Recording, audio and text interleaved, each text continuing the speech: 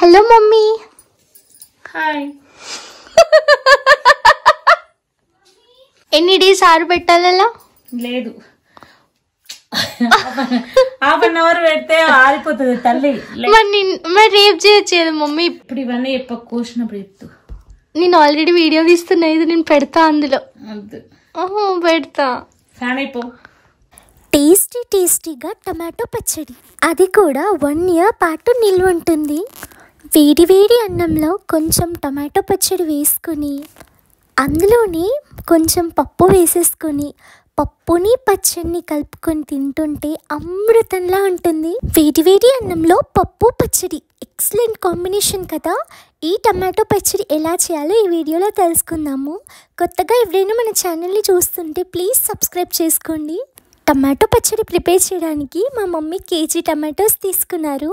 వాటిని ఫస్ట్ క్లీన్గా వాష్ చేశారు. Hello mummy. హాయ్.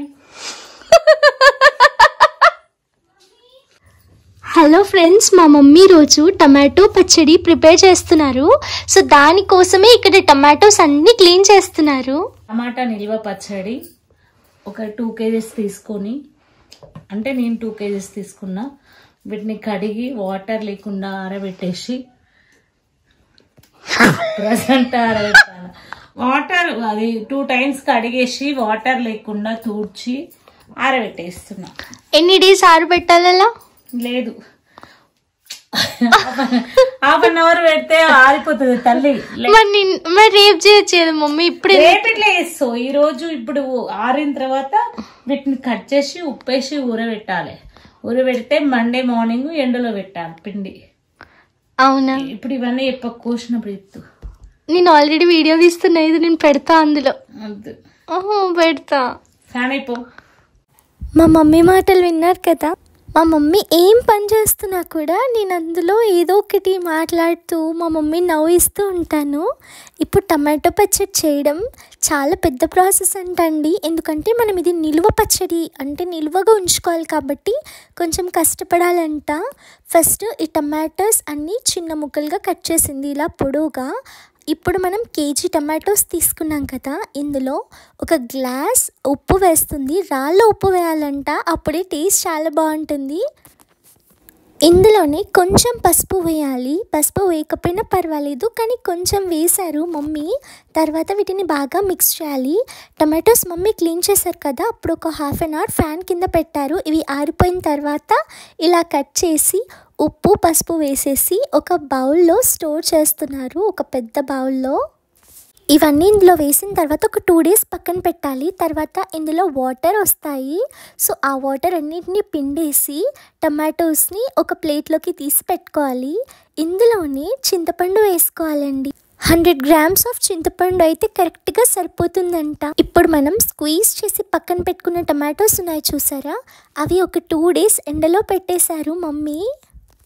2 daysలోని టమాటోలు చాలా బాగా వచ్చాయండి. ఎండలు బాగున్నాయి కదా, సో అందుకే వీటి అన్నిటిని మిక్సీ జార్లో వేసేసుకోవాలి.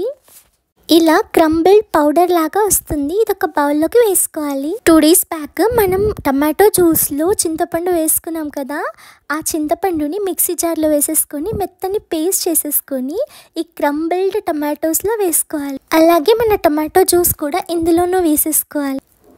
కొన్ని ఎల్లిపాయలు కూడా ఇలానే మిక్సీ పట్టేసుకొని అందులో యాడ్ చేసుకోవాలండి. ఆవాలు, జీలకర్ర, మెంతులు వీటన్నిటిని మమ్మీ ముందే ఫ్రై చేసి పెట్టారండి. వీటిని మెత్తని పౌడర్ చేసుకోవాలి. మనం పౌడర్ చేసుకున్న దీన్ని ఇందులో వేసేసుకోవాలండి. యాక్చువల్గా ఈ టైప్ ఆఫ్ టమాటో పచ్చడి మేకింగ్ని నేను ఇంతవరకు చూడలేదు, బట్ చాలా టేస్టీగా వచ్చింది. అందులోని కారం కూడా, ఉప్పు ఎంత వేసాము అదే గ్లాస్తో కారం కూడా అడ్జస్ట్ చేసుకోవాలండి. తర్వాత వీటన్నిటిని మిక్స్ చేయాలి.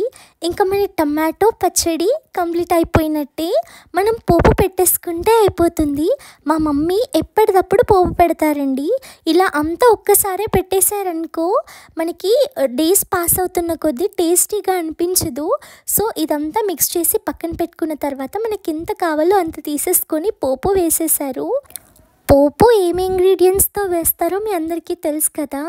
ఈ కరివేపాకు వేసినప్పుడైతే మొత్తం ఆయిల్ మీదకి చిల్లుతుంది. అది వేసేటప్పుడైతే నాకు చాలా భయం వేస్తుంది. ఇంకా ఇవన్నిటిని మంచిగా ఫ్రై చేసిన తర్వాతకి మనం ఎంత పచ్చడి అయితే తీసుకోవాలనుకుంటున్నామో ఆ పచ్చడిని ఈ మిక్స్చర్లోకి వేసేసుకొని కలిపేసుకొని తినొచ్చు. Trust me, super delicious and super టేస్టీగా ఉందండి. స్పైసీగా మేము పప్పు ప్రిపేర్ చేసుకున్నాము మా ఇంట్లో. పాలకూర పప్పు సూపర్ టేస్టీ ఉండి వేడిగా అన్నం ప్రిపేర్ చేసేసుకున్నాము. వేడి అన్నంలో పప్పు వేసుకొని తింటుంటే అమృతంలా ఉంటుంది. సో అదే పప్పుకి కొంచెం ఈ పచ్చడి నంచుకొని తింటే మాత్రం అమృతంలా ఉంది. నాకైతే చాలా బాగా నచ్చింది. టిఫిన్స్లోకైనా యూస్ చేయొచ్చు. ఈ పచ్చడి ప్రిపేర్ చేసినప్పటి నుండి మా మమ్మీ టిఫిన్స్లోకి చట్నీ ప్రిపేర్ చేయట్లేదండి. ఈ పచ్చడి వేసుకుని తింటున్నాము. సూపర్ డెలిషియస్ అండ్ సూపర్ యమ్మీగా ఉండే పచ్చడి అయితే మీరందరూ ఈ పచ్చడిని ట్రై చేయండి. డెఫినెట్గా సక్సెస్ అవుతారు. చాలా బాగా వచ్చింది. ఇక్కడి వరకు నా వీడియో చూసిన వాళ్ళందరికీ చాలా థ్యాంక్స్ అండి. మరో మంచి వీడియోతో మేము ముందుంటాను. Until then keep watching Sirikeerthi vlogs. Bye everyone.